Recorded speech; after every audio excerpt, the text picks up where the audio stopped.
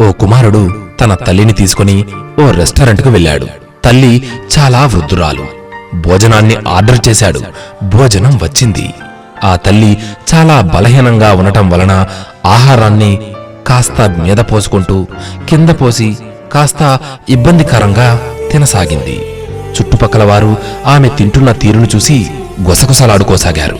కాని ఆ కొడుకు మాత్రం ఏమాత్రం విసుక్కోకుండా ఆమె తినేదాకా కూర్చొని ఆమె తిన్న తర్వాత తనను జాగ్రత్తగా తీసుకువెళ్లి చేతులు ముఖాన్ని శుభ్రం చేసి ఆమె బట్టలపై పడి ఉన్న ఆ పదార్థాలను తుడిచి బిల్లు కట్టి తల్లిని జాగ్రత్తగా తనతో పాటు తీసుకువెళుతూ ఉండగా ఓ వ్యక్తి ఇలా అడిగాడు, బాబూ, నువ్వు ఇక్కడ ఏదో వదిలేసుకుని వెళ్తున్నావు చూడు అన్నారు. ఆ అబ్బాయి వెనక్కి తిరిగి చూసుకొని, నేనేమీ వదిలి వెళ్ళడం లేదే అన్నాడు.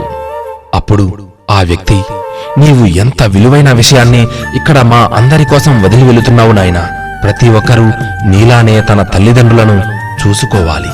వయసు మీద పడిన తల్లిదండ్రులను అసహించుకోకుండా ఓ బిడ్డలా చూసుకోవాలన్న ఓ మంచి సందేశాన్ని ఇక్కడున్న వారందరికీ వదిలి వెళుతున్నావు అన్నాడు ఆ వ్యక్తి.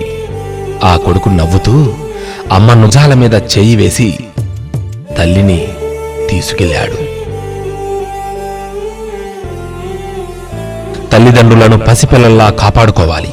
ముసలితనంలో వారిని అతి జాగ్రత్తగా చూసుకోగలిగిన వారే నిజమైన బిడ్డలు కదా. ఏమంటారు? ఎన్ని జన్మలెత్తితే తల్లిదండ్రుల రుణం తీర్చుకోగలం చెప్పండి? నాస్తి మాతృ సమం దైవం, నాస్తి మాతృ సమః పూజ్యో, నాస్తి మాతృ సమో బంధు, నాస్తి మాతృ సమో గురుః. అంటే అమ్మతో సమానమైన పూజ్యులు గాని దైవం గాని లేరు. తల్లిని మించిన బంధువులు గాని గురువులు గాని లేరు.